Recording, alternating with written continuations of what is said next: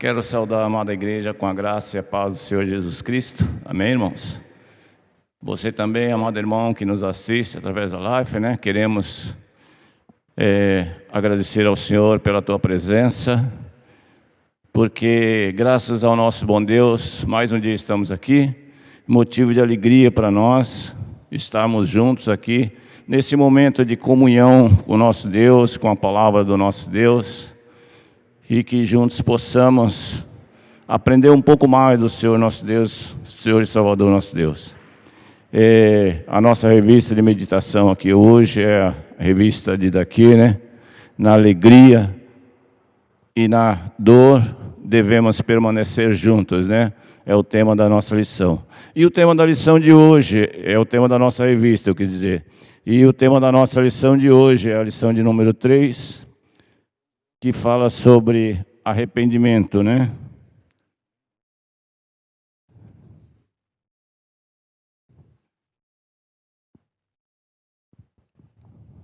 Lição de número 3, confissão de pecados.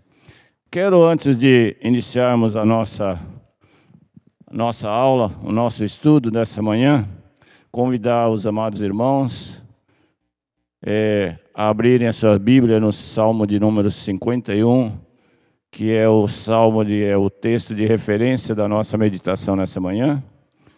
Para suas Bíblias no Salmo 51.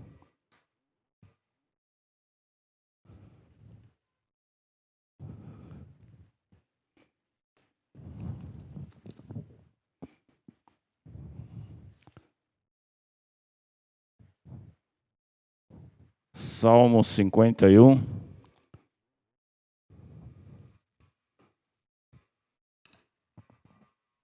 Vamos ter um momento de oração ao nosso Deus, pedimos ao Senhor compreensão sobre a Tua palavra antes de iniciarmos a leitura desse salmo. Oremos, amados irmãos. Senhor, querido Deus, querido Pai, estamos diante da Tua palavra, Senhor, e confiamos a Deus que a Tua palavra é que abre nossas mentes, nossos corações e nos transforma, Senhor. Pedimos a Ti que pela Tua graça, a Tua bondade, a Tua misericórdia, o Senhor venha ao encontro de cada um que aqui se encontra, cada um que nos acompanha nessa manhã e cada um que está com a Tua palavra, Senhor. Que o Senhor nos dê entendimento, Senhor, para que possamos compreender os Seus propósitos em nossas vidas, Senhor. Para que nós possamos caminhar segundo a Tua vontade, ó Deus, e não segundo as inclinações da nossa carne e dos nossos pensamentos, Senhor. Fortalece e edifica cada um, Senhor, e fala conosco nessa manhã. É o nosso pedido diante da Tua presença, Senhor. Agradecemos a Ti, ó Deus, por tudo que o Senhor fizer para conosco, Pai. Em nome do Seu amado Filho, Senhor e Salvador Jesus Cristo, que nós oramos e agradecemos. Amém, Senhor. Amados irmãos, eu estarei lendo o Salmo 51. E eu quero pedir para os irmãos compartilharem essa leitura do Salmo, que é referência da nossa leitura nessa manhã, né? Salmo 51.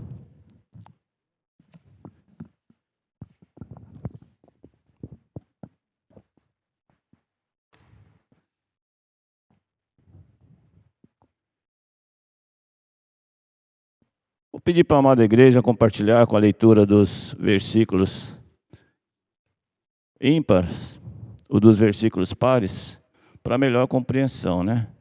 Mas estarei lendo apenas até o versículo de número 10. Confissão e arrependimento.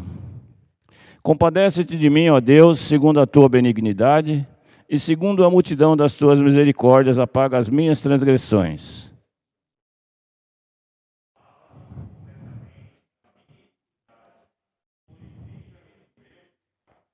Pois eu conheço as minhas transgressões, e o meu pecado está sempre diante de mim.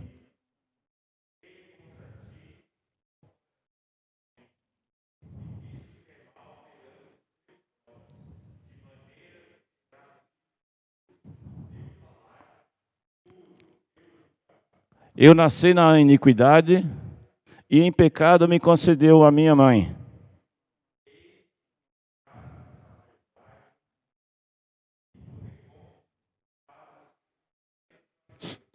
Purifica-me com isopo e ficarei limpo. Lava-me e ficarei mais alvo que a neve.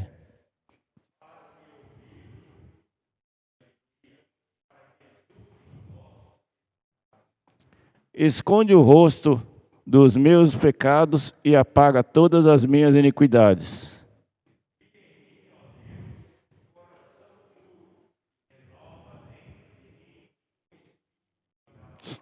Quero pedir para os irmãos e irmãos repetirem o versículo de número 10, que diz assim: cria em mim, ó Deus, um coração puro e renova dentro de mim um espírito inabalável. Amém, irmãos? É muito importante nós depararmos com a leitura da palavra de Deus, porque a leitura, através da palavra de Deus, nós poderemos confrontar os nossos erros, os nossos desvios, os nossos pensamentos enganosos, né? E assim podermos reconhecer no que erramos, para podermos ter uma palavra com o nosso Deus e clamar pelo perdão. Você que nos assiste, que tem a revista em mãos, também está em casa, não deixe de acompanhar. Hoje nós estamos aqui com esse objetivo de esclarecer mais essa lição e contamos com a participação de todos. Na introdução da lição, meus irmãos,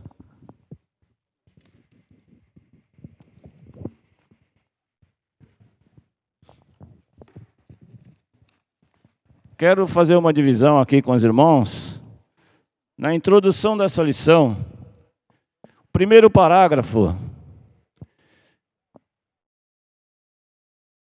eu vou estar pedindo para a igreja estar acompanhando também essa leitura. Estarei lendo e peço para os irmãos estarem acompanhando.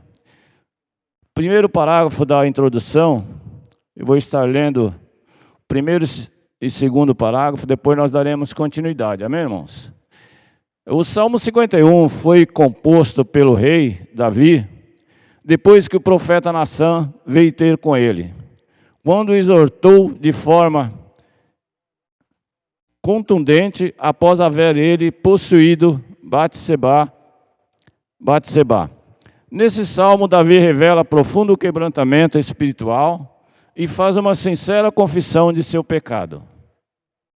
O pecado é um fardo pesado que tortura e faz adoecer. No Salmo 32, o salmista declara: enquanto calei os meus pecados, envelheceram os meus ossos pelos meus constantes gemidos todo dia. Porque a tua mão pesava dia e noite sobre mim, e o meu vigor se tornou em sequidão de estio. Conforme Salmo 32, versículos 3 e 4. Daí a necessidade de se fazer confissão.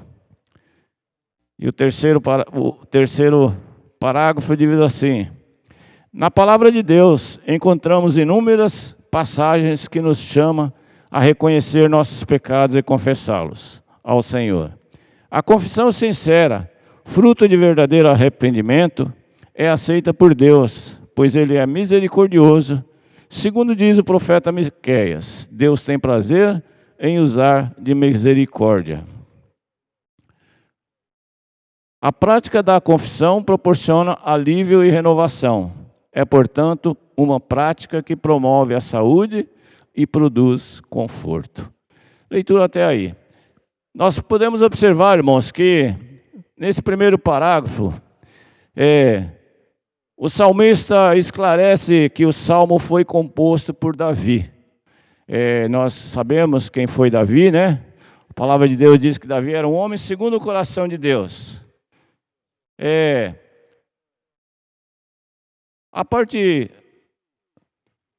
Davi também ele pecou ao possuir. O salmista diz que ele cometeu um pecado. É interessante que o que nós podemos definir, que mesmo nós buscando ser agradáveis a Deus, recebendo orientações de Deus, aprendendo de Deus, nós corremos o risco de pecar. Assim como Davi era um homem segundo o coração de Deus e caiu em pecado. Todos já sabem, né? Já foi esclarecido o pecado que Davi cometeu, né? Inclusive ele buscou matar, ele mandou matar Urias, né? Que era o marido de Batseba, né? Um soldado que era uma referência perante os seus soldados, né? Um homem que, quando nós vemos a história desse homem, nós percebemos que era um homem fiel, né? Ao seu regimento, fiel ao seu rei, fiel ao seu povo, né? No entanto, Davi cometeu esse grande erro. Mas Davi, ele revela um profundo quebrantamento. Ele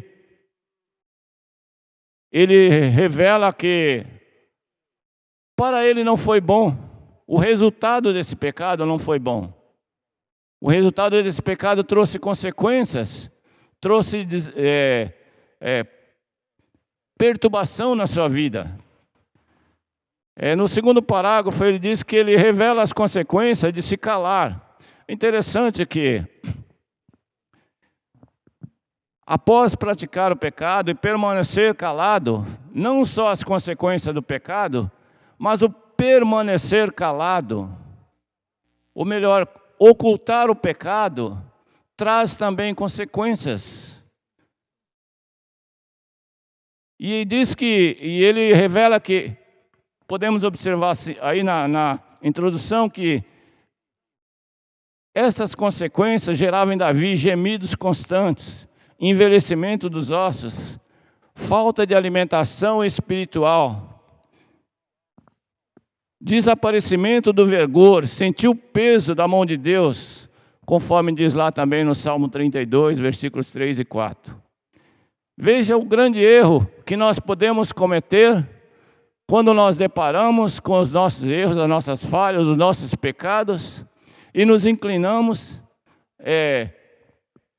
ao desejo da carne, caímos em contradição e permanecemos calados.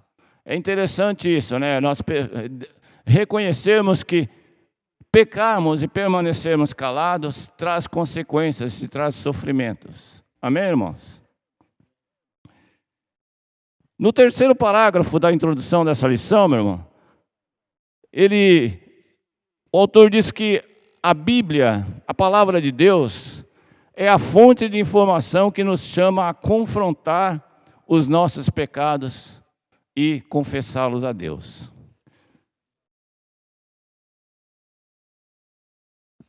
Então nós precisamos dessa referência constantemente na nossa vida. Nós precisamos confrontarmos com a palavra de Deus. A palavra de Deus nos traz a direção, nos traz a vontade, nos traz os caminhos que Deus estabelece para nós caminharmos em comunhão com Deus. E quando nós erramos, essa fragilidade que nos causa, essa doença que nos causa estarmos em pecado, nós perdemos essa direção. Nós perdemos os caminhos estabelecidos por Deus. Então nós precisamos confrontar, precisamos olhar para a palavra de Deus, ouvir a palavra de Deus e ver perfeitamente qual é o caminho que nós precisamos andar. Me lembro de uma ocasião em que o pastor orientava uma jovem da igreja, e ele dizia assim: que caminhos vocês estão caminhando? Vocês estão caminhando no caminho que os amigos do mundo lhe ensinam? Vocês estão caminhando no caminho que o seu coração te propõe? Ou vocês estão caminhando no caminho que Deus estabeleceu para vocês andarem? E é interessante que isso nunca saiu da minha mente, né? Essa pergunta. Então, confrontar os nossos pecados com a palavra de Deus é justamente isso. Ver o caminho que nós estamos andando e ver qual é o caminho que Deus quer que nós caminhemos, né? Quando nós confrontamos o nosso pecado com a palavra e reconhecemos que o nosso procedimento não está agradando a Deus, quando nós nos arrependemos pelas nossas atitudes pecaminosas, quando confessamos com sinceridade de coração, essa confissão é aceita por Deus. E conforme diz o autor da revista, lá em Miqueias 7, essa confissão só é aceita por Deus, não porque nós merecemos, mas porque Deus é misericordioso para conosco. Amém, irmão? Então, Deus tem prazer na misericórdia. E a prática da confissão proporciona alívio, renovação, e é uma prática que promove a saúde, produz conforto em nossas vidas. Por outro lado, enquanto o pecado causa em nós a dor, angústia e sofrimento, a prática da confissão produz em nós alívio. Em outras palavras, nos dá conforto, nos dá alegria.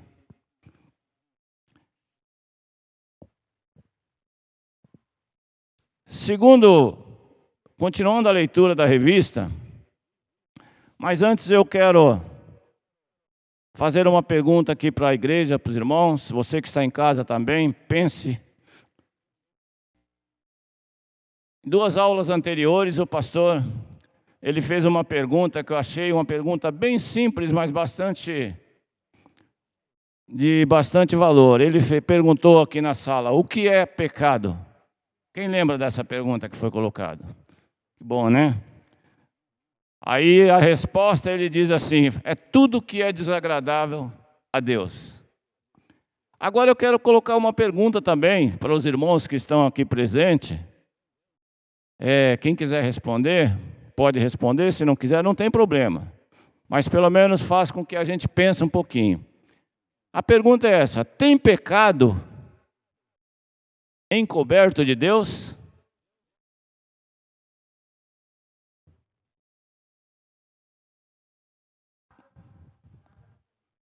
Parabéns, igreja. Nada está oculto aos olhos de Deus. Parabéns para os irmãos que entenderam. Então é importante nós vermos isso. Vamos confrontar agora a introdução da nossa leitura com essa pequena perguntinha. Se nós não confessamos ainda alguns pecados que nós cometemos, nós temos certeza, temos ciência de que Deus está ciente do erro que nós cometemos. Em outras palavras, pode haver impedimento na nossa comunhão com Deus por causa desses pecados que nós ainda não confessamos ao nosso Deus. Amém, irmão? O tópico para reflexão, ele diz assim, no último parágrafo da introdução, diz assim, eu vou ler, os irmãos acompanhem. Dave A. Smith, editor da série coletânea de aconselhamentos, produzido tem uns nomes difíceis de ler aqui, mas eu vou tentar, pela Christian Counseling Educational Foundation, publicada no Brasil, pelo Seminário Bíblico Palavra da Vida, escreve um texto de apresentação do volume 4 da referida série sob o título Os Anseios Pecaminosos do Coração. Devido à pertinência de sua abordagem, transcrevemos a seguir os pontos de sua reflexão. São os tópicos 1 e 2, 3, bem como parte do seu texto, com algumas supressões, adaptações e acréscimos. Então, existem aqui, na nossa revista, 3 tópicos, né? Que foram colocados para a nossa reflexão nessa manhã. E o primeiro tópico Vou pedir para o nosso irmão presbítero Tiago, se for possível, Tiago, você pode ler para nós esse primeiro tópico da lição? Os desejos pecaminosos podem facilmente escravizar uma pessoa.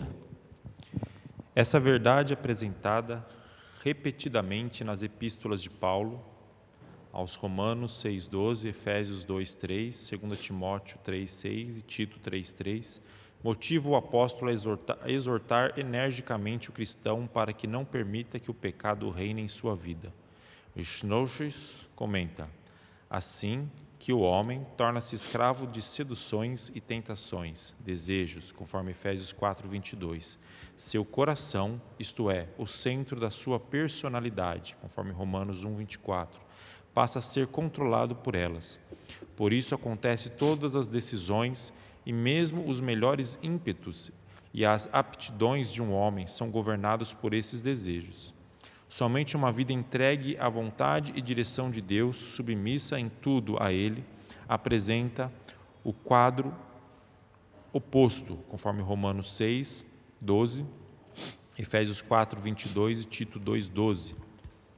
Davi era um homem inteligente e temente a Deus, que detinha em suas mãos muito poder. Contudo, se mostrou vulnerável ao ceder aos desejos do seu coração. Por isso, foi enlaçado pelo pecado. Os desejos do coração seduzem e levam à ruína. Foi por isso que Deus advertiu a Caim. Então lhe disse o Senhor: por que andas irado e por que descaiu o teu semblante? Se procederes bem, não é certo que serás aceito? Se todavia procederes mal, eis que o pecado jaz à porta. O seu desejo será contra ti, mas a ti cumpre dominá-lo, conforme Gênesis 4, 6 e 7. Tiago também adverte quanto à força do pecado, conforme Tiago 1, 13 a 15. Muito bem, meus irmãos. É interessante que essa reflexão ela traz uma coisa. Esta verdade apresentada repetidamente na epístola de Paulo, em Romanos, conforme o capítulo 6, versículo 12, é bom deixar que aqui o autor ele coloca que essa parte apresentada em Romanos motiva o apóstolo, né? Motiva Paulo, o apóstolo Paulo, né? A exortar, a mexer com os cristãos da sua época, né? Mexer com o próprio povo, com o próprio crente, com o seu irmão de igreja, né? Uma exortação. E é interessante que Paulo, quando dá essa exortação, ele dá um conselho, né? Para que todos os cristãos não deixem o pecado reinar em vosso corpo. Esse é o conselho que está lá em Romanos 6,12, né? Paulo percebe que ele recebe essa instrução de Deus através do Espírito, né? E ele diz assim, olha, não deixe o pecado reinar. Em outras palavras, não se deixe ser governado pelo pecado. Não se deixe ser mobilizado pelo pecado. É quando ele coloca que pode facilmente escravizar, esse escravizar traz um sentido de você perder os direitos sobre o seu próprio modo de agir. Então você já não passa mais a agir segundo a vontade de Deus, segundo Deus o criou. Você passa a agir segundo o pecado que está em você. Ele traz também o Efésios capítulo de número 2, versículo 3. Ele diz assim: todos nós andávamos antes segundo as inclinações da nossa carne e fazendo a vontade da carne. A vontade da carne e a vontade dos pensamentos. E éramos por natureza filhos da ira, como também os demais. Aí Paulo, quando ele escreve aos Efésios, ele diz que antes nós éramos inclinados ao pecado.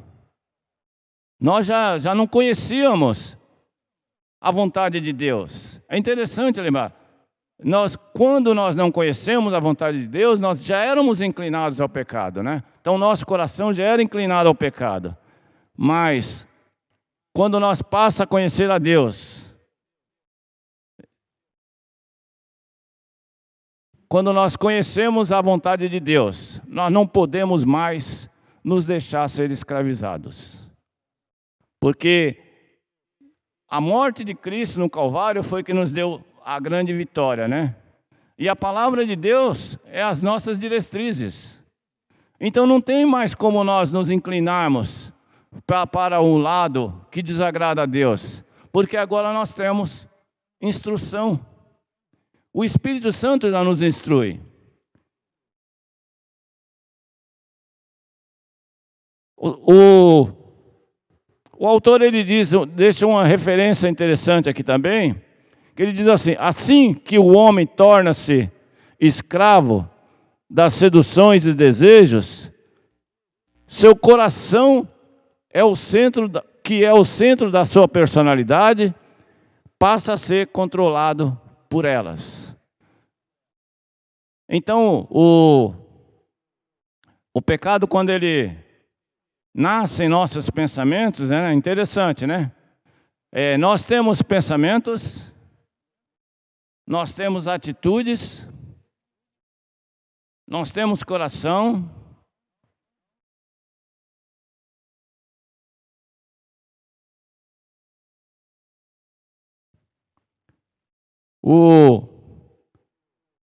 lá em Tessalonicenses, uma das instruções de Paulo para que nós não nos deixe também sermos escravizados pelo pecado, ele diz que a graça de Deus, lá em 1 Tessalonicenses 2,12, diz que a graça de Deus se manifestou educando-nos, mudando a nossa mente, né? Interessante. A educação é uma mudança da mente, né? Aquilo que nós não tínhamos conhecimento, aquilo que nós não tínhamos referência, através da graça de Deus nós passamos a conhecer, passamos a saber, educando para que nós não aceitássemos.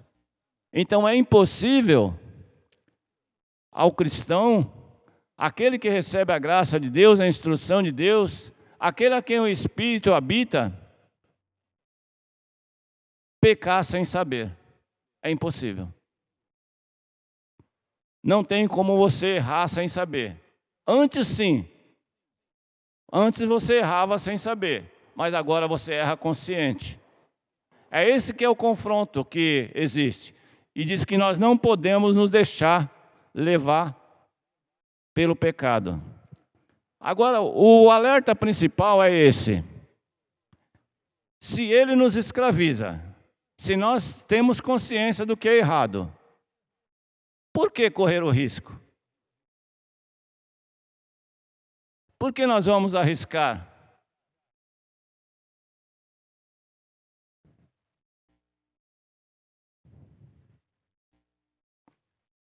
O velho homem se corrompia, segundo as inclinações da sua mente.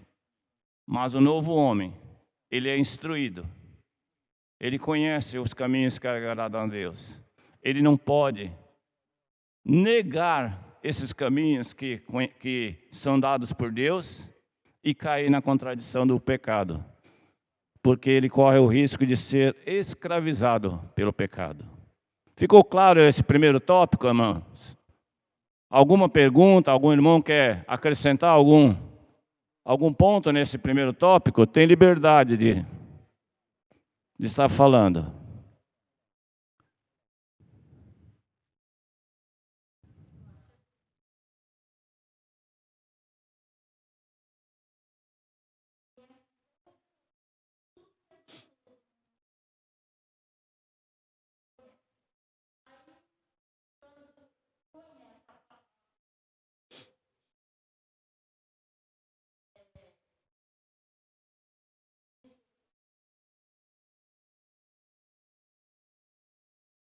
A irmã colocou um ponto muito interessante, né? pecadinho e pecadão. Essa conversa fazem alguns anos que eu tenho ouvido isso aqui na igreja, né? Mas é uma coisa interessante, eu quero ver se a igreja ainda lembra. Antes do pecado, o que acontece na vida de uma pessoa que antes de cair do pecado?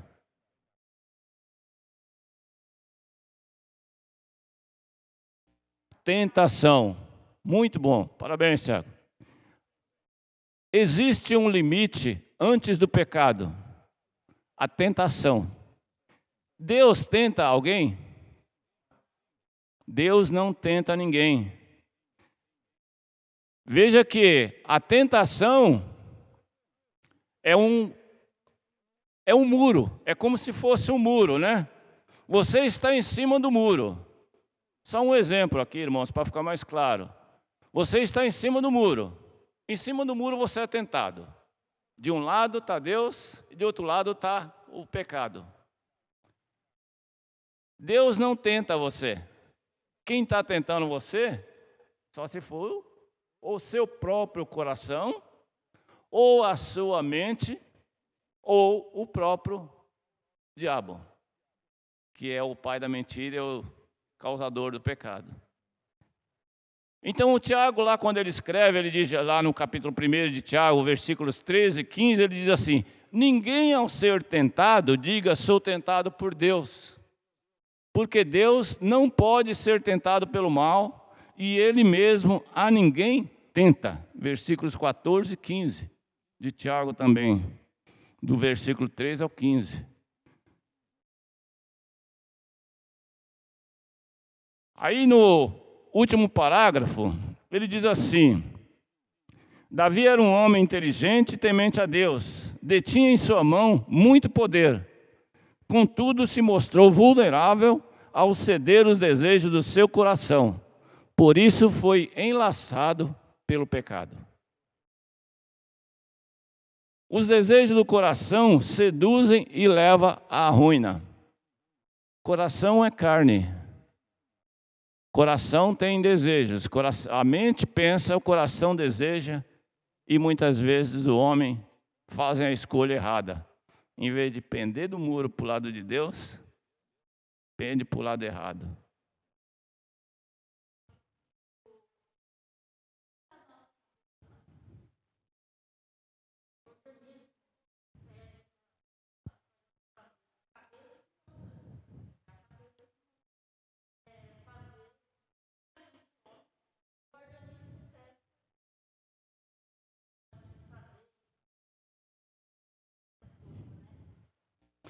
Dizem que os olhos veem,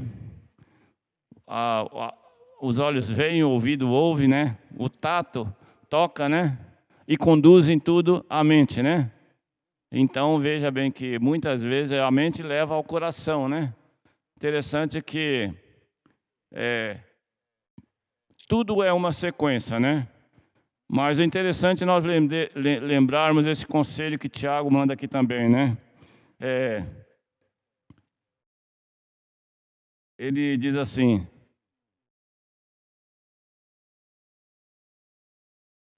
ninguém ao ser tentado diga sou tentado por Deus, né? Desde o princípio da criação do homem, Deus já advertiu Caim. Vocês lembram quando Deus foi lá no jardim do Éden, né? Caim havia matado Abel, né? E Deus o advertiu, né? Por que andas irado e por que decaiu o teu semblante? Se procederes bem, não é certo que serás aceito. Se todavia procederes mal, eis que o pecado jaz à porta, o seu desejo será contra ti, mas a ti cumpre dominá-lo. Veja esse mandamento, irmãos. A nós mesmo cumpre dominar o nosso pecado. É um mandamento de Deus. Nós não podemos deixar que ele nos enlace.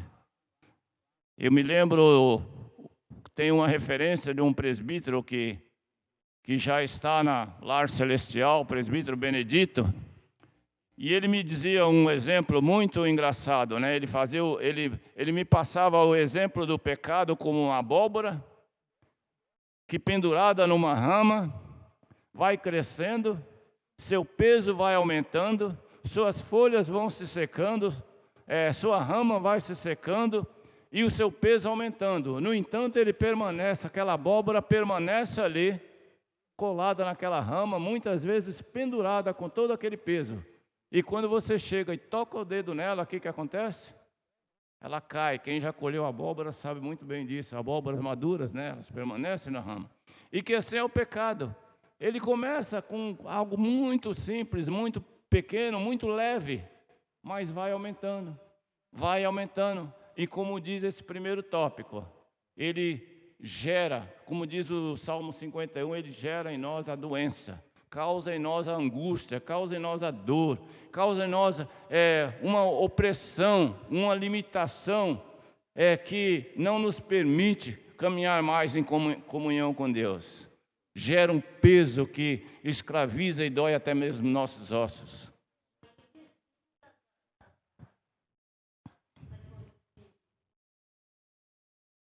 Exatamente. E outro exemplo que ele falava sobre o pecado é o mosquito nas garras de uma pequena aranha. Vocês já viram como que a aranha faz com os mosquitos? Primeiro ela joga uma teiazinha fina que dá um choquezinho naquele mosquito, né? Depois ela já joga uma outra teia de aranha, aquele fiozinho fininho, bem frágil, mas aquilo vai dominando e de certa forma vai amarrando aquele mosquito até que ele está mobilizado. Assim são os maus pensamentos em nós. Assim são os nossos pensamentos pecaminosos. Pensamos que são simples. Pensamos que não precisamos nos mobilizar para tirá-los de nós. E ao invés de recorrermos à palavra de Deus, à oração e pedir a Deus para eliminar esses pensamentos de nossas mentes, muitas vezes deixamos e não confessamos esses pecados ao nosso Deus. E é isso que Davi diz. E é isso que Paulo também fala.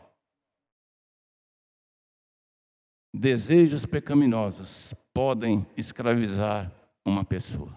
Amém, irmãos? Vamos partir para o segundo tópico. Além dos desejos pecaminosos poderem escravizar a pessoa,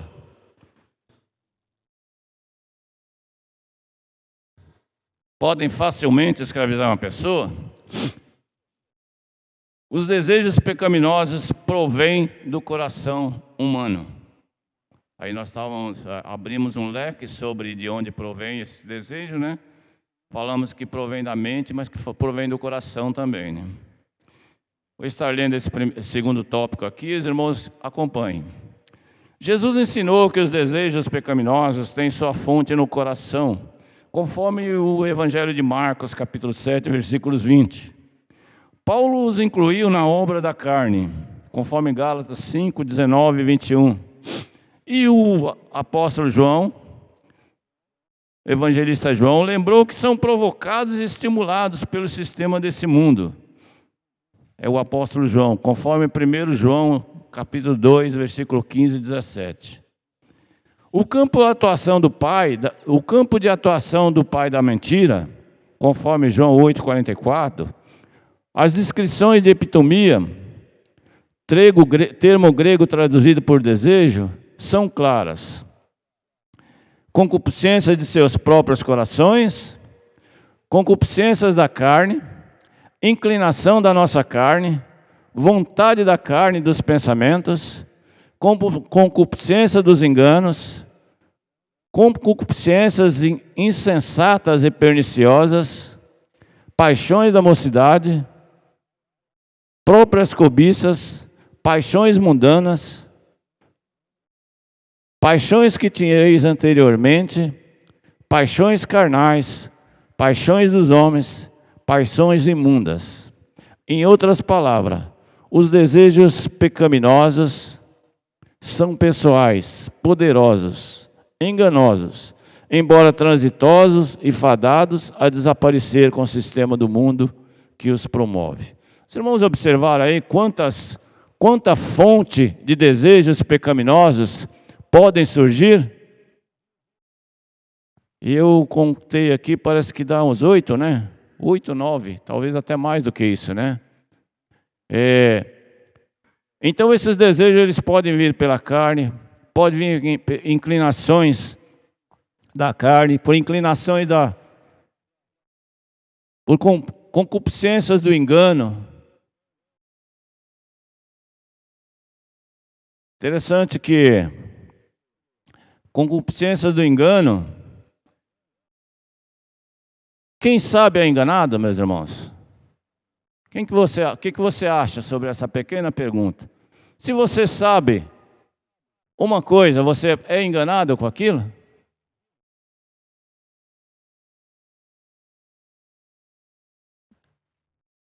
Então aí está aí a importância de nós conhecermos, nós sabermos a vontade de Deus em nossas vidas. Quando Paulo diz lá em 6,12 que anteriormente nós éramos inclinados por não saber a verdade, né? Aí era diferente. Mas hoje nós já sabemos a verdade. Então no momento em que, só um segundinho, no momento em que nós sabemos que nos causam riscos, não podemos nos manter flexíveis. Temos que ser duros. Temos que combater. Pode falar, irmã.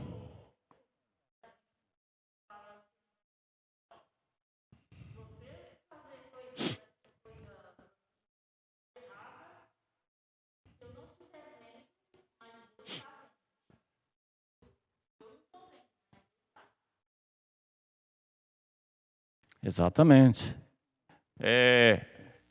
Quando criança nós éramos muito desobedientes aos nossos pais, né? Eu digo nós assim, referenciando eu e meus irmãos, né? Você, eu não sei como que você era com seus pais, né? Mas geralmente criança é quase tudo igual, né? E os pais diziam, não faça isso. Mas a criança quer fazer, né? Não pode fazer isso, é perigoso. Mas a criança quer fazer. Não suba nesse banco, é perigoso. A criança quer subir no banco. Então, agora quando nós temos à medida que a criança vai crescendo e vai criando juízo, nós falamos criando juízo, já não precisa nem falar, ela já sabe aquele risco, né? Então, quando os apóstolos escrevem, os apóstolos que são são a nossa base de conhecimento, né, que nos conduz ao Evangelho, né? Tanto João quanto Paulo, quando escreve aos Gálatas ou aos Romanos, ou quando escreve aos Efésios, quando ele fala sobre essas concupiscências, é interessante que ele está nos alertando, né? Que não é só da mente que vem o desejo do pecado, né? Não é só do que nós vemos que vem da falta de conhecimento, vem daquilo que nós vemos, vem das informações do mundo, vem do desejo da mocidade. Você que é jovem aí, que não encontrou ainda o seu futuro noivo, o seu futuro namorado, é muito importante pensar nisso. A juventude também, nossos pensamentos de jovens, muitas vezes nos conduzem a ficar expostos aos riscos do pecado.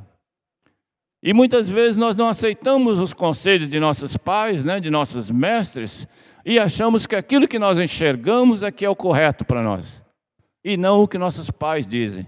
Eu lembro uma ocasião em que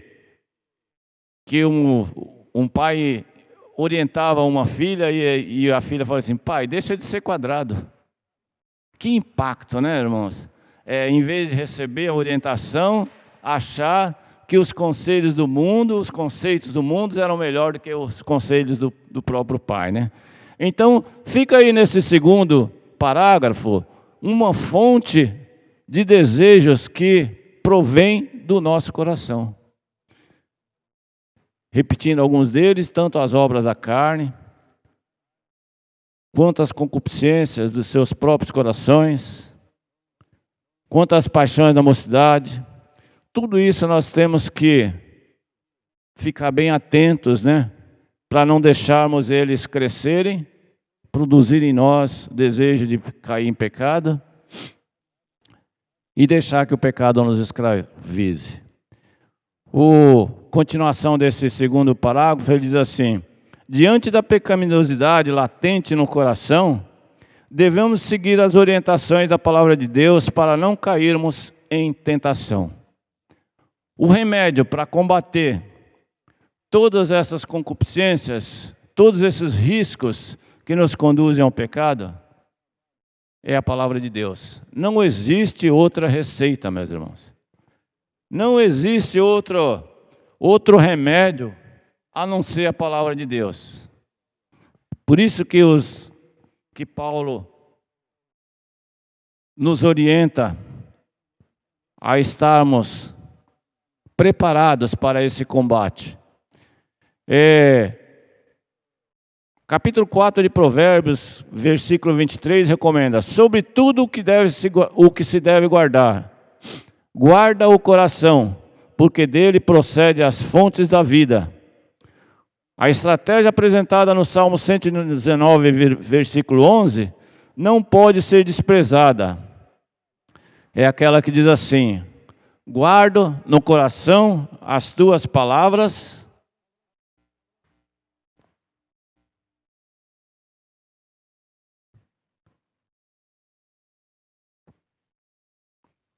guardo no coração as tuas palavras para não pecar contra ti.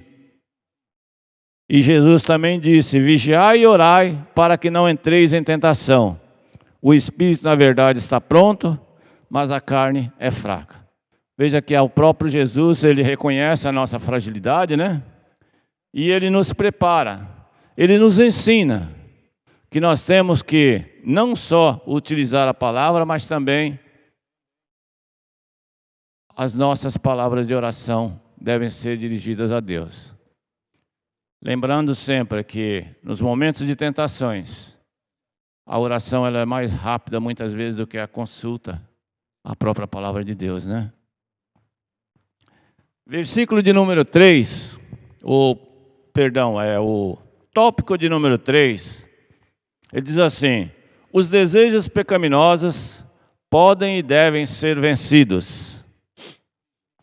Eu vou estar lendo essa aqui, eu peço para os irmãos estarem acompanhando. Tópico de número 3. Diz assim: os desejos pecaminosos não devem reinar em nossas vidas, pois os que são de Cristo crucificaram a carne com as suas paixões e concupiscências. A analogia da crucificação não traz a ideia de morte total, em que cessam todas as influências, vistos que entraria em contradição com passagens como Gálatas 5,17 e Romanos 7, 14 e 21. Comentando Gálatas, John MacArthur explica: há um sentido em que o poder da velha natureza e do mundo foi quebrado. Essas influências não mais dominam. A carne com suas paixões ou inclinações e desejo está morta no sentido de não mais reinar sobre nós ou nos manter sobre uma escravidão inescapável, como uma galinha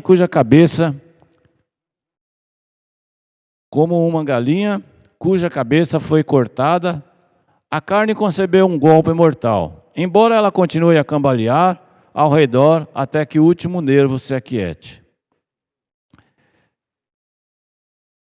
Quando estiver lidando com suas lutas pessoais contra os desejos da carne, ou ajudando aquele a quem aconselha, ouça de novo as palavras do apóstolo Paulo.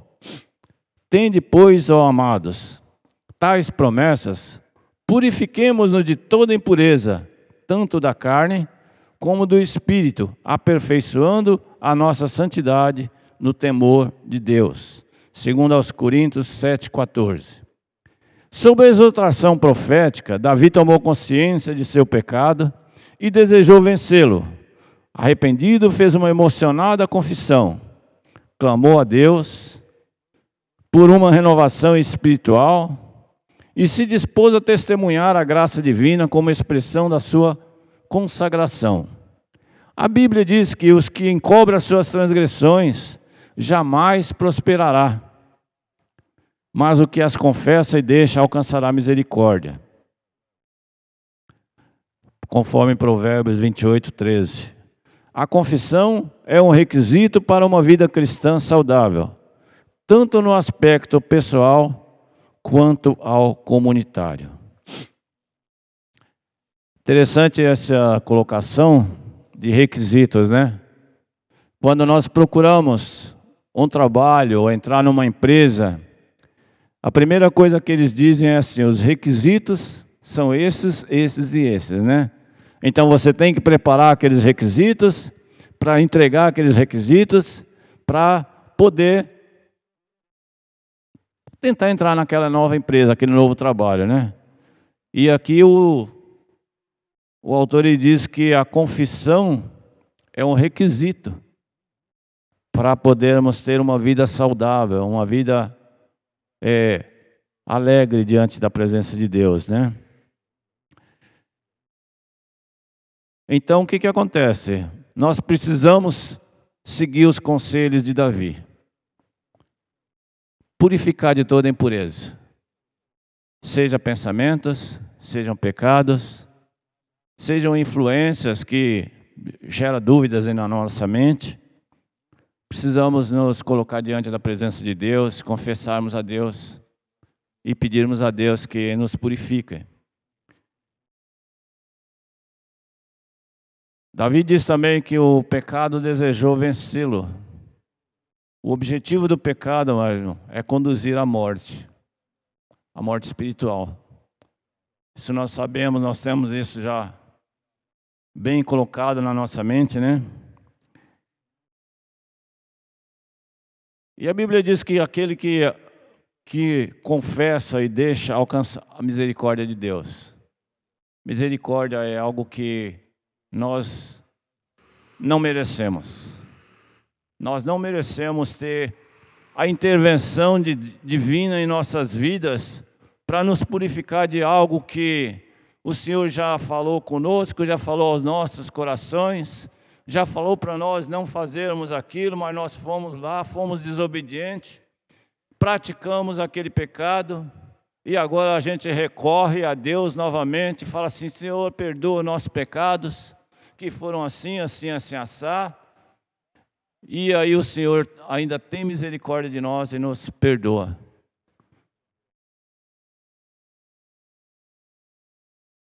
E a Bíblia diz que aquele que esconde os seus pecados, as suas transgressões, jamais prosperará.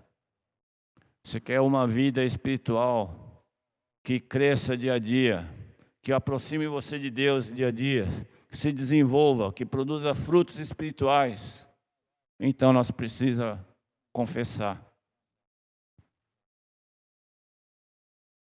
os nossos pecados. Não podemos ocultar os pecados, seja de pensamentos, seja de coração, seja de atitudes, precisamos confessar. E o quarto ponto da nossa lição,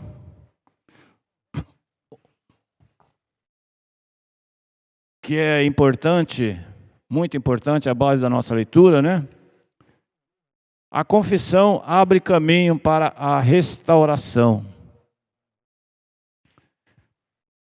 Abre caminho para a restauração.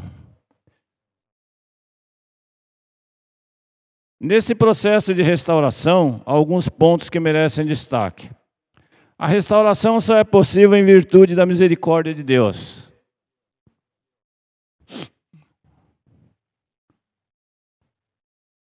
Alguém pode explicar o que é restauração? Vocês lembram o que é ser restaurado? Alguém já viu alguém restaurar uma casa? Uma casa, ela apresenta algum defeito, né? Ou vários defeitos, e precisa de restauração.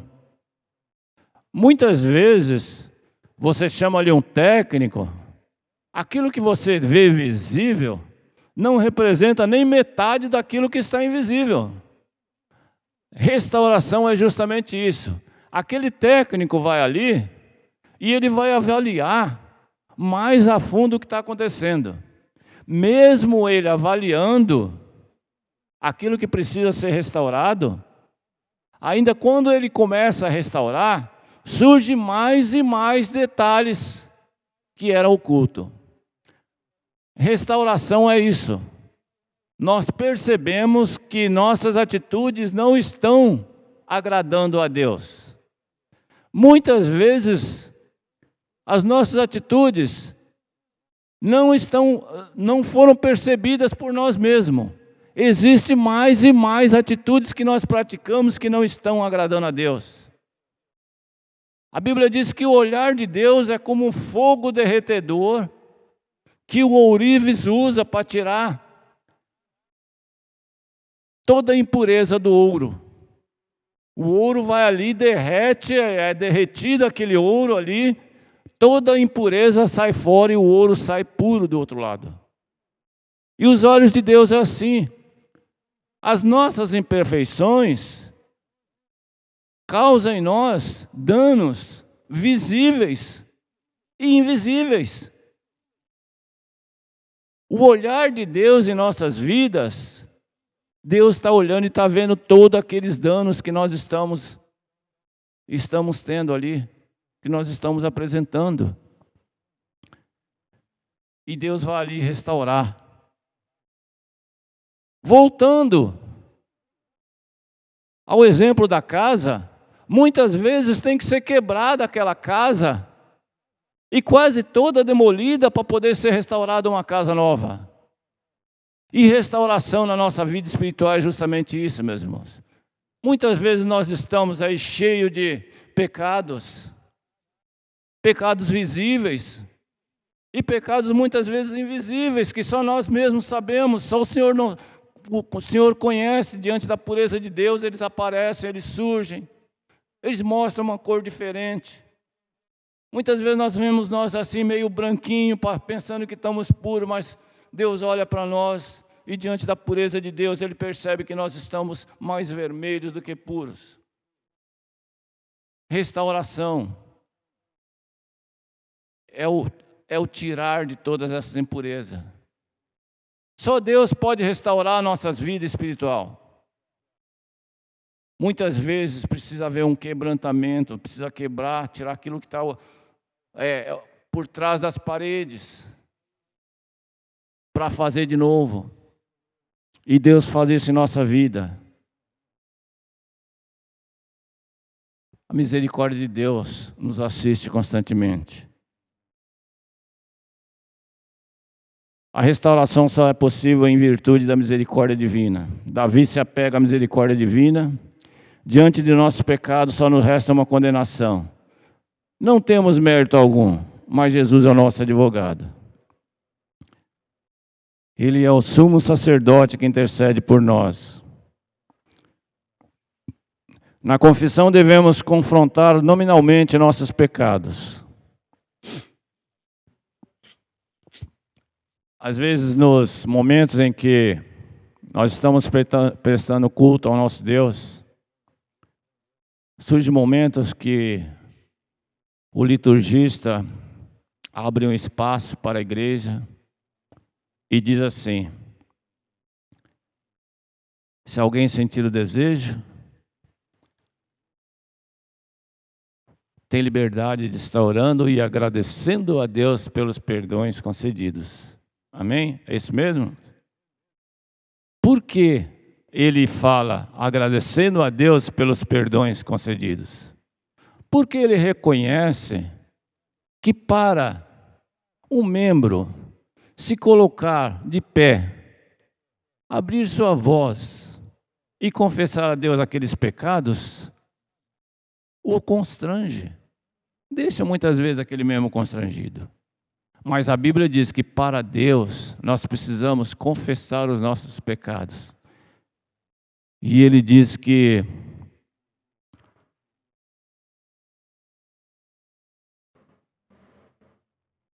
devemos confrontar os nossos pecados nominalmente.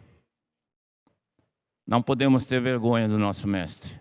Nós temos que muitas vezes nos fechar em nossos quartos, fechar a porta e falar assim: Senhor, eu pequei por isso e por aquilo. Aí é que entra a hora que a irmã falou assim.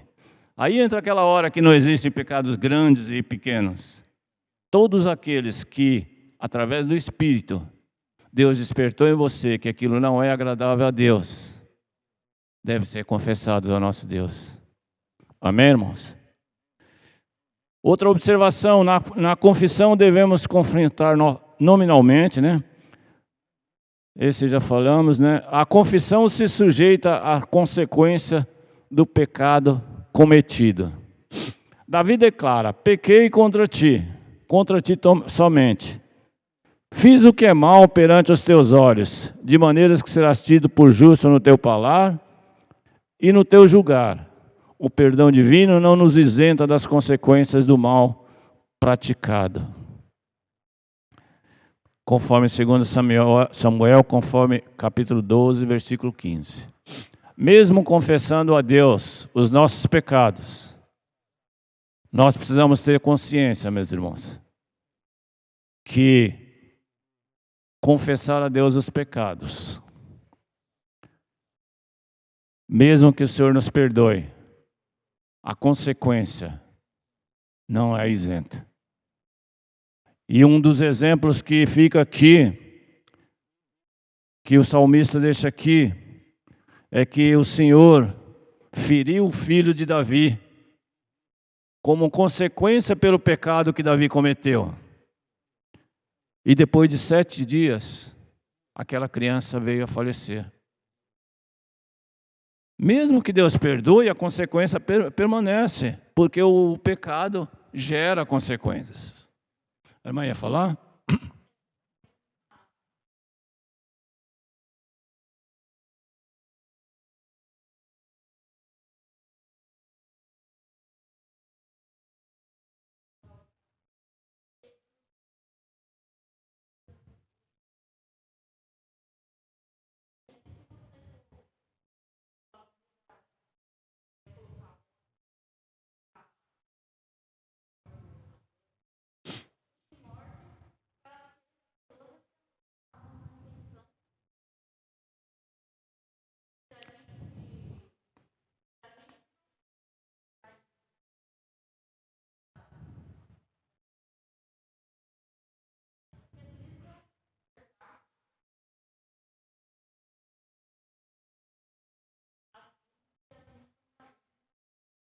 A irmã está colocando aqui, você que está em casa, não consegue ver por causa do uso da máscara, mas a irmã está colocando, fazendo um comparativo entre nosso corpo, né, nossa vida espiritual, e o uso de um carro, né? Ela fez um comparativo bem colocado, né? Um carro para gerar uma confiança maior no seu proprietário, ele precisa constantemente ser feito manutenção desse carro, né? E assim é o nosso corpo, né? Assim é a nossa vida, a vida em comunhão com Deus. Precisamos estar constantemente reparando aquilo que pode afastar a nossa comunhão com Deus, né? Amém, irmão? É isso mesmo. Como falamos aqui, a consequência, Davi perdeu seu filho como consequência. Outro ponto interessante que a confissão mostra que abre caminho para a restauração a confissão educa para a santidade e proporciona alegria. Assim como nós vemos que lá o salmista, ele diz que dói os ossos, né? Dá tristeza, tira alegria. Quando nós confessamos esse bem-estar da nossa vida, ele retorna. É quando nós confessamos, isso traz alívio para nossas vidas. Tira esse peso, essa sequidão dos ossos, né? Então a importância de confessar é justamente isso. É como você tirar um peso de si. Na busca pela restauração, nada substitui a confissão que nasce de um coração quebrantado. Nós demos aí o exemplo de um coração quebrantado, é como uma restauração, né? Um coração quebrantado é aquele que reconhece, né, o seu erro, né, se arrepende do seu erro. Coração quebrantado é falar assim, olha, eu recebi a instrução, eu sabia a verdade, eu sabia o caminho que eu deveria andar, mas eu preferi pegar um desvio, andar por outros caminhos, esses caminhos não agradaram a Deus, agora estou arrependido. Aí vem aquela dor no coração, aquela preocupação, estou andando longe de Deus, estou distante de Deus, estou sem direção. Aí quando você está com o coração quebrantado, Deus, a misericórdia de Deus nos assiste. Conforme os versos 15 a 19, não há sacrifício que possa substituir o coração quebrantado. Porque assim como diz o alto, o sublime, o que habita a eternidade, o qual tem o nome de Senhor, habita no alto e santo lugar, mas habito também com o coração abatido, de espírito, para vivificar o espírito dos abatidos e vivificar o coração dos contritos. A igreja é uma comunidade formada por pessoas libertadas da escravidão do pecado, mas que lutam dia a dia, vigiando para não cair em tentação.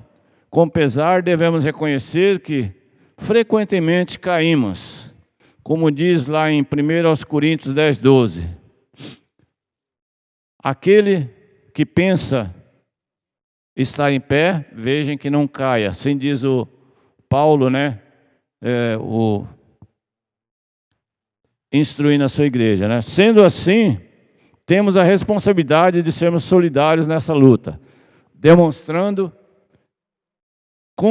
compreensão e promovendo o cuidado mútuo. A confissão de todos os pecados deve ser feita a Deus e, dependendo do caso, deve ser feita também àquele contra quem pecamos. O salmista ele deixa bem claro aqui que nós pecamos contra Deus e muitas vezes pecamos contra nossos próximos também, né? E que nós devemos confessar. Diz lá em Tiago, né? Confessai, pois, os vossos pecados uns aos outros e orais um pelos outros para serdes curado. Muito pode, por sua eficácia, a súplica do justo. Amém, irmãos? Então fica aí a nossa lição hoje. Deus se preocupa conosco, Deus nos ama, Deus nos instrui a não sermos isca fácil para o pecado, né? A não se deixar ser escravizado pelo pecado. Dá-nos a instrução, a tua palavra de Deus, a oração, a súplica, são as fontes de informações, os remédios que nos separam desses ardil, né, dessa tentativa do inimigo de nos cegar e muitas vezes nos escravizar. Nesse momento quero passar a palavra para o presbítero Tiago, que estará fazendo o encerramento, e que o Senhor nos abençoe, que nós possamos continuar na presença de Deus, sempre buscando orientação na palavra de Deus, para não cairmos nas tentações que nos cercam. Amém, irmãos? Amém, igreja?